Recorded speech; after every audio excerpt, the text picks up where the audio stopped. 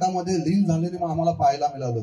आम्ही तर खूप छान वाटलं की ही संस्कृती संपूर्ण रायगड जिल्ह्यामध्ये आपण या ठिकाणी जोपासत आहोत।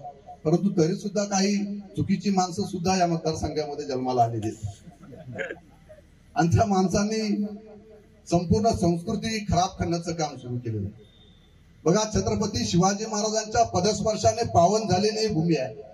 त्या भूमीचा आशीर्वाद आम्ही सारेजण घेऊन आम्ही वंदनीय बाळासाहेबांच्या विचारांचे शिवसैनिक म्हणून आम्ही संपूर्ण समाजामध्ये काम करत असताना आम्ही वंदनीय बाळासाहेबांची विचारधारा घेऊन चाललेलो आहोत।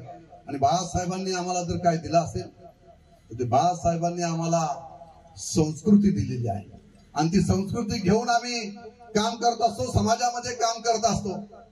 आपण पाहिलं, छत्रपती शिवाजी महाराजांचं नाव 450-500 वर्ष झाले तरी त्या राजाचं नाव अभिमानाने घेतलं जातं। असा छत्रपती या देशातील नाही तर जगातील एकमेव राजा म्हणून ओळखला जातो तो छत्रपती शिवाजी महाराज। औरंगजेबाचं नाव कोण घेतं का हो? औरंगजेबाची कर्म जी आहे ती चुकीची होती आणि चुकीची कर्म करणाऱ्यांची नावं घेतलं जात नाही। पण तुमच्याकडे सुद्धा एक बेईमान बादशाह जन्माला आलेला आहे आणि बेईमान बादशाहचं जसं आपण म्हणत असतो की आम्ही शिवसैनिक आहोत, ज्या ज्या वेळेस शिवसैनिकांना डिवचलं जातं त्या वेळेस शिवसैनिक त्याचा हिसाब सुद्धा केल्याशिवाय राहत नसतो।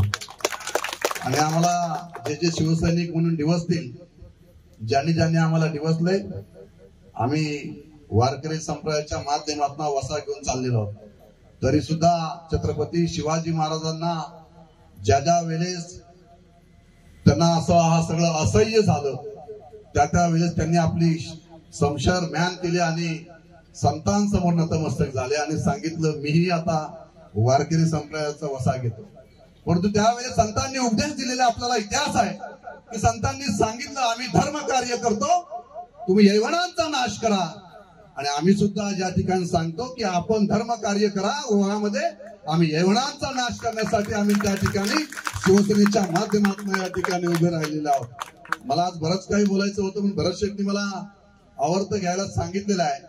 पण नक्कीच मला एक दिवस रोह्यात पुन्हा एकदा म्हणून संधी येईल तेव्हा मी नक्कीच त्या ठिकाणी येईल। मला बरंच काही हिसाब चुकता करायचा आहे रोह्यामध्ये।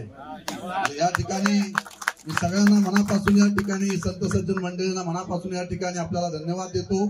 दे धडक बेधडक वृत्त देणाऱ्या आपल्या शिवसत्ता टाइम्स न्यूज चॅनलला लाल बटन दाबून सबस्क्राईब करा आणि बेल आयकॉनला क्लिक करायला विसरू नका।